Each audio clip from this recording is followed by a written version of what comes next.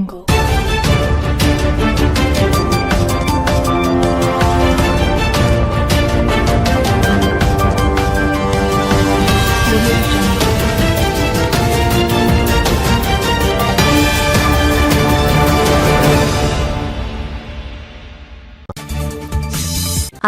আলাইকুম প্রিয় দর্শক, স্বাগত জানাচ্ছি ব্রেকিং নিউজ বিডিএর আজকের আয়োজনে। শুরুতেই সংবাদ শিরোনাম।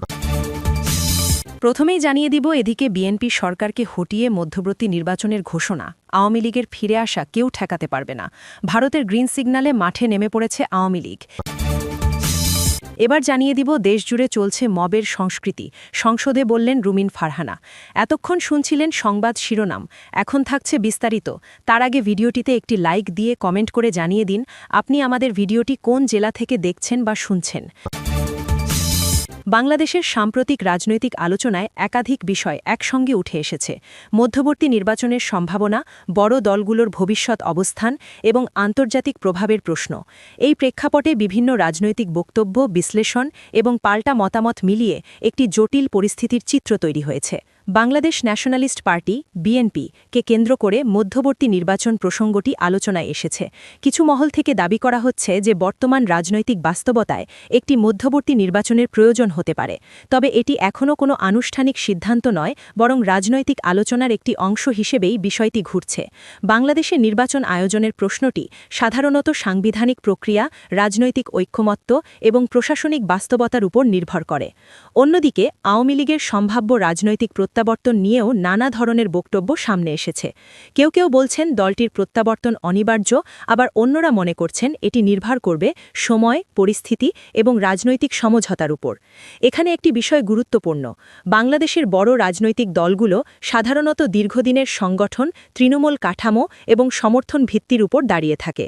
ফলে তাদের পুরোপুরি রাজনীতির বাইরে রাখা বা দ্রুত ফিরিয়ে আনা দুটিই সহজ সমীকরণ নয়।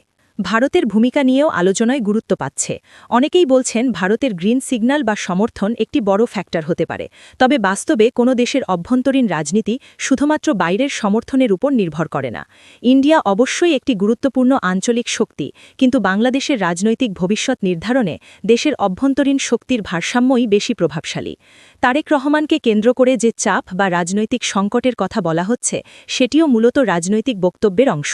বাস্তবে কোনো রাজনৈতিক নেতার অবস্থান নির্ধারিত হয় দলের ভেতরের শক্তি, জনসমর্থন এবং রাজনৈতিক পরিস্থিতির উপর। চ্যাপ্টার ক্লোজড ধরনের বক্তব্যগুলো সাধারণত রাজনৈতিক প্রতিপক্ষের কৌশলগত ভাষ্য হিসেবে দেখা হয়। এদিকে চট্টগ্রামে ছাত্রলীগ ও আওয়ামী লীগের কর্মীদের লাল টুপি মিছিল করার বিষয়টি রাজনৈতিক কর্মসূচির অংশ হিসেবে আলোচিত হয়েছে। রাজনৈতিক দলগুলো প্রায়ই তাদের অবস্থান জানান দিতে বিভিন্ন প্রতীকী কর্মসূচি গ্রহণ করে। এসব কর্মসূচি দলীয় সমর্থকদের সংগঠিত করার একটি উপায় হিসেবে ব্যবহৃত হয়। এদিকে সবচেয়ে আলোচিত একটি বিষয় হল তথাকথিত রিফাইন্ড আওয়ামী লীগ ধারণা। কিছু বিশ্লেষণে বলা হচ্ছে একটি নতুন রূপে বা ভিন্ন কাঠামোয় আওয়ামী লীগকে রাজনীতিতে আনা হতে পারে, তবে এই ধারণা নিয়ে ভিন্ন মত রয়েছে। অনেকের মতে কোনো বড় রাজনৈতিক দলের মূল নেতৃত্ব এবং তৃণমূলের সম্মতি ছাড়া এমন পরিবর্তন বাস্তবসম্মত নয়। আওয়ামী লীগের ক্ষেত্রে নেতৃত্বের গ্রহণযোগ্যতা এবং ঐতিহ্যগত কাঠামো অত্যন্ত গুরুত্বপূর্ণ, ফলে রিফাইন্ড বা বিকল্প সংস্করণ তৈরি করা সহজ নয়। রাজনীতিতে ফিরে আসার প্রশ্নে একটি বাস্তবতা হল কোনো দলের গ্রহণযোগ্যতা শেষ পর্যন্ত নির্ভর করে জনগণের উপর। রাজনৈতিক দলগুলো তাদের অতীত কার্যক্রম, বর্তমান অবস্থান এবং ভবিষ্যৎ পরিকল্পনার ভিত্তিতে জনগণের আস্থা অর্জনের চেষ্টা করে। তাই ফিরতে দেওয়া বা ফিরতে না দেওয়া এই ভাষার চেয়ে বেশি গুরুত্বপূর্ণ হল জনগণের সমর্থন। একই সঙ্গে অর্থনৈতিক বাস্তবতার কথাও আলোচনায় এসেছে। দারিদ্র্য, অর্থনৈতিক চাপ এবং সামাজিক অসন্তোষ এসব বিষয় রাজনীতিকে প্রভাবিত করে। তবে এ ধরনের সমস্যার সমাধান রাজনৈতিক প্রতিযোগিতার বাইরে গিয়ে নীতি নির্ধারণী সিদ্ধান্ত এবং কার্যকর প্রশাসনের মাধ্যমে করতে হয়। রাজনৈতিক বিশ্লেষকদের একটি অংশ মনে করেন বাংলাদেশের রাজনীতি বর্তমানে একটি রূপান্তরের মধ্য দিয়ে যাচ্ছে। এখানে পুরনো শক্তি, নতুন শক্তি, আন্তর্জাতিক প্রভাব এবং অভ্যন্তরীণ চাহিদা সবকিছু মিলিয়ে একটি নতুন সমীকরণ তৈরি হচ্ছে। এই সমীকরণে কোনো একটি পক্ষের এককভাবে সবকিছু নিয়ন্ত্রণ করা কঠিন। সবশেষে বলা যায় আওয়ামী লীগের সম্ভাব্য প্রত্যাবর্তন, বিএনপির ভবিষ্যৎ কিংবা মধ্যবর্তী নির্বাচনের আলোচনা সবকিছুই এখনও চলমান রাজনৈতিক প্রক্রিয়ার অংশ। এগুলোকে চূড়ান্ত বাস্তবতা হিসেবে হিসেবে দেখার সুযোগ নেই, বরং এগুলো বিভিন্ন পক্ষের বক্তব্য, কৌশল এবং বিশ্লেষণের প্রতিফলন। বাংলাদেশের রাজনৈতিক ভবিষ্যৎ নির্ধারিত হবে সাংবিধানিক প্রক্রিয়া, রাজনৈতিক ঐক্যমত্য এবং জনগণের মতামতের ভিত্তিতে। বর্তমান আলোচনাগুলো সেই বৃহত্তর প্রক্রিয়ারই অংশ, যেখানে নিশ্চিত সিদ্ধান্তের চেয়ে সম্ভাবনা এবং ব্যাখ্যাই বেশি প্রাধান্য পাচ্ছে। ব্রাহ্মণবাড়িয়া ২ আসনের স্বতন্ত্র সংসদ সদস্য রুমিন ফারহানা সাম্প্রতিক সময়ে দেশে ধারাবাহিকভাবে ঘটে চলা মব কালচার বা গণপিটুনির ঘটনাকে গভীর উদ্বেগজনক হিসাবে আখ্যা দিয়েছেন। জাতীয় সংসদের অধিবেশনে দেওয়া এক গুরুত্বপূর্ণ বক্তব্যে তিনি বলেন, বাংলাদেশে গত ১.৫ বছর ধরে, বিশেষ করে সাম্প্রতিক মাসগুলোতে যে প্রবণতা লক্ষ্য করা যাচ্ছে তা কেবল বিচ্ছিন্ন কিছু ঘটনা নয়, বরং এটি একটি ভয়াবহ সামাজিক ব্যাধিতে রূপ নিচ্ছে।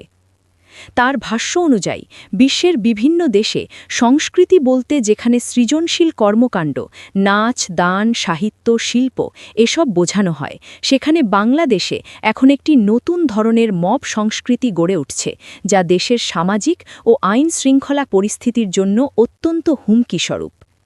তিনি সতর্ক করে বলেন, এই প্রবণতা যদি দ্রুত নিয়ন্ত্রণে আনা না যায়, তবে তা রাষ্ট্রের আইন ও বিচার ব্যবস্থার প্রতি জনগণের আস্থা পুরোপুরি নষ্ট করে দিতে পারে। সংসদে নিজের দেওয়া নোটিশ উত্থাপনকালে তিনি দেশের বিভিন্ন স্থানে ঘটে যাওয়া সহিংস ঘটনার উদাহরণ তুলে ধরেন।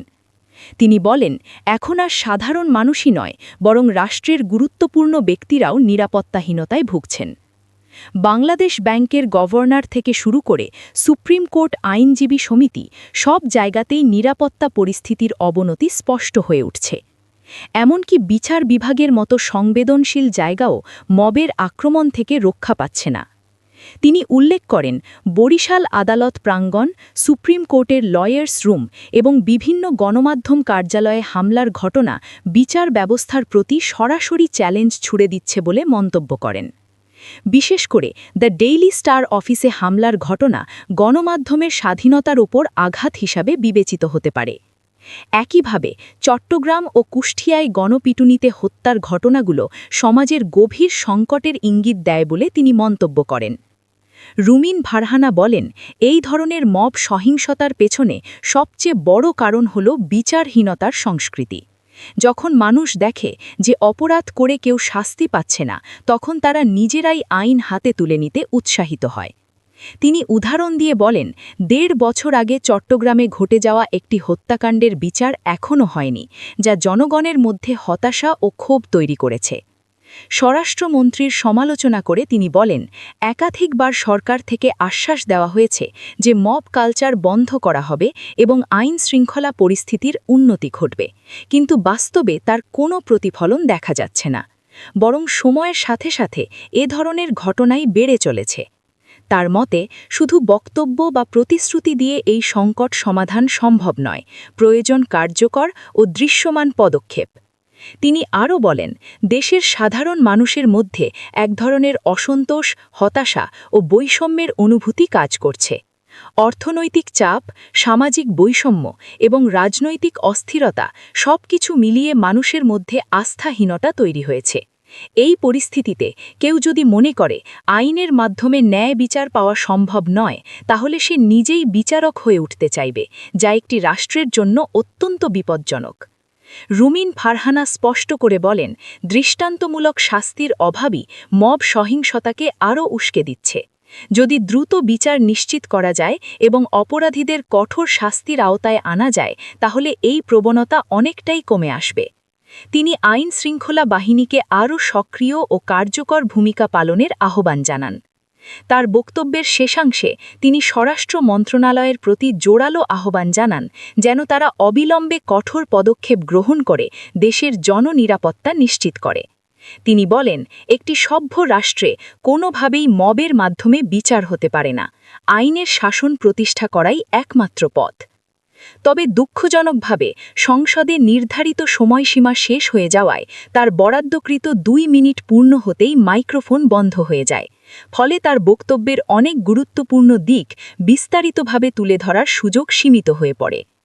সবশেষে বলা যায়, রুমিন ফারহানার এই বক্তব্য শুধু একটি রাজনৈতিক মন্তব্য নয়, বরং এটি দেশের বর্তমান সামাজিক বাস্তবতার একটি সতর্কবার্তা। যদি এখনই কার্যকর পদক্ষেপ নেওয়া না হয় তাহলে মব কালচার আরও বিস্তার লাভ করে রাষ্ট্রের আইন ও শৃঙ্খলার ভিত্তিকে দুর্বল করে দিতে পারে।